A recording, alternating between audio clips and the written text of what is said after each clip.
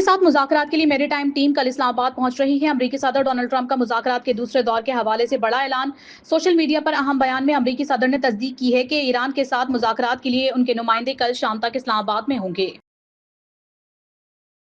ایران نے آبِ ہرمز میں گولیاں چلانے کا فیصلہ کیا، جو سیز فائر کی خلاف ورزی ہے۔ تہران نے معاہدہ نہ کیا تو امریکہ ایران میں ہر پاور پلانٹ اور ہر پل کو تباہ کر دے گا۔ صدر ٹرمپ کی ایک اور دھمکی، کہا اب مزید نرمی نہیں دکھائی جائے گی۔ اگر ایران نے معاہدہ قبول نہ کیا تو جو کچھ کرنا پڑا وہ کرنا میرے لیے اعزاز ہوگا۔ وقت آ گیا ہے کہ ایران کی کلنگ مشین کو ختم کیا جائے۔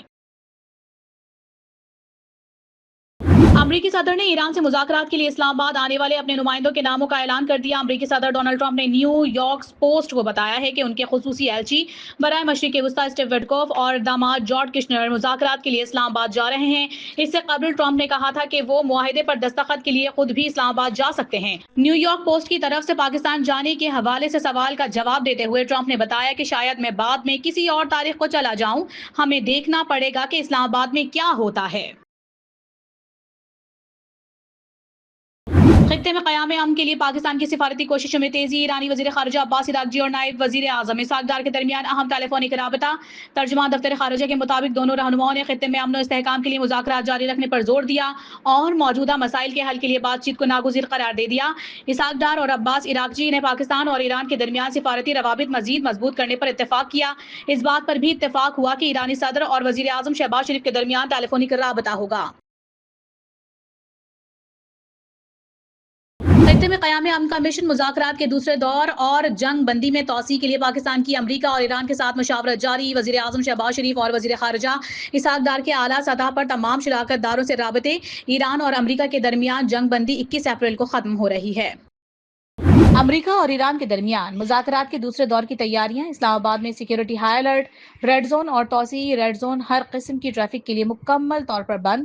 ٹریفک کا متبادل پلان جاری کر دیا گیا۔ شہر اقتدار میں مجموعی طور پر 18,000 سیکیورٹی اہلکار تعینات کر دیے گئے۔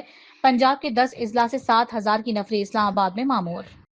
واشنگٹن میں ایران کی صورتحال پر صدر ٹرمپ کی زیر صدارت سچویشن روم میں اہم اجلاس۔ امریکی نائب صدر جیری وینس بھی شریک تھے۔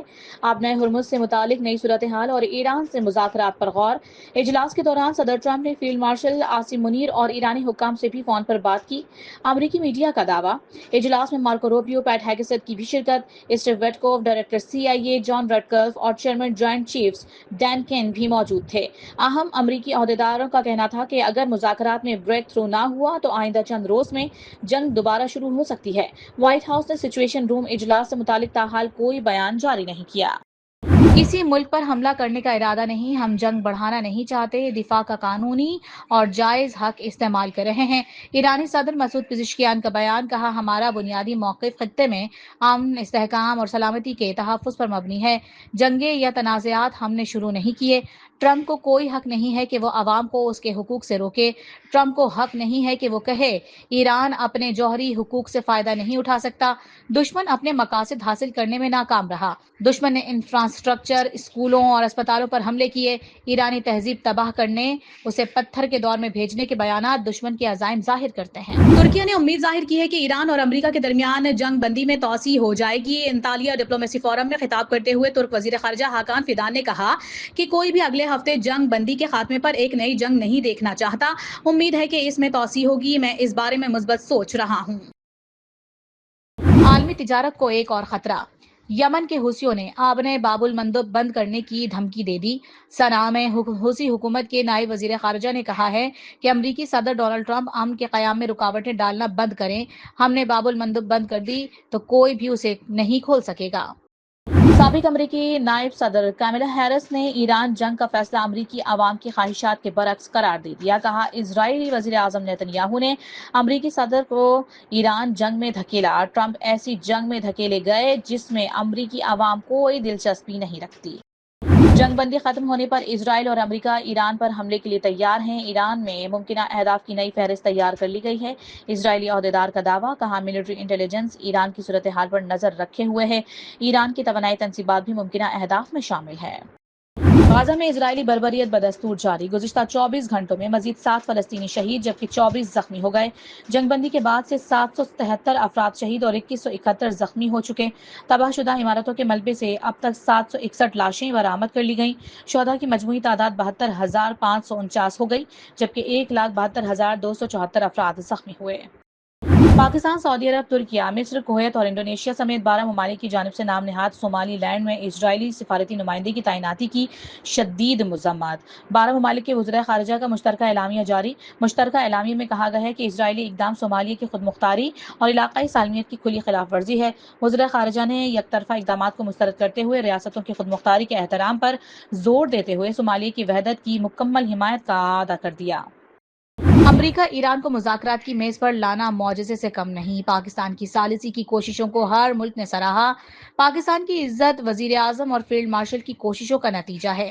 اسپیکر قومی اسمبلی ایاز صادق کا لاہور میں تقریب سے خطاب، کہا بھارت کو شکست دینے کے بعد پاکستان کی عزت و وقار بلند ہوا۔ تاریخ میں پہلی بار ایسا ہوا کہ کسی ملک نے بھارت کا ساتھ نہیں دیا۔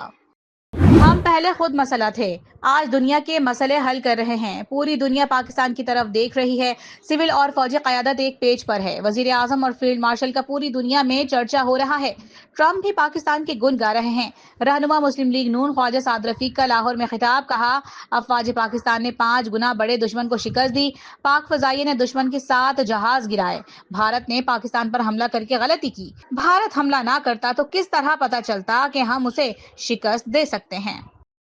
پنجاب، خیبر پختونخوا اور آزاد کشمیر کے مختلف علاقوں میں بارش، بعض مقامات پر ژالہ باری، گلیات اور وادی ناران میں برف باری سے موسم سرد ہو گیا۔ وادی نیلم میں لینڈ سلائیڈنگ سے مرکزی شاہراہ کیل شیخ بیلا کے مقام بند، سیاحوں کی 20 سے زائد گاڑیاں پھنس گئیں۔ بلوچستان کی وادی زیارت کے بالائی علاقوں میں بھی بارش، شارع قراقرم کوہستان لاچی نالہ کے قریب لینڈ سلائیڈنگ کے باعث بند۔ محکمہ موسمیات کی ملک کے بالائی علاقوں میں مزید بارش کی پیشگوئی۔ اور پی ایس ایل سیزن 11 کے دلچسپ مقابلے جاری، ملتان سلطانز نے کراچی کنگز کو 11 رن سے ہرا دیا۔ نیشنل اسٹیڈیم کراچی میں کھیلے گئے میچ میں کراچی کنگز 207 رنز کا ہدف حاصل کرنے میں ناکام، ٹیم 196 رنز پر ہمت ہار بیٹھی۔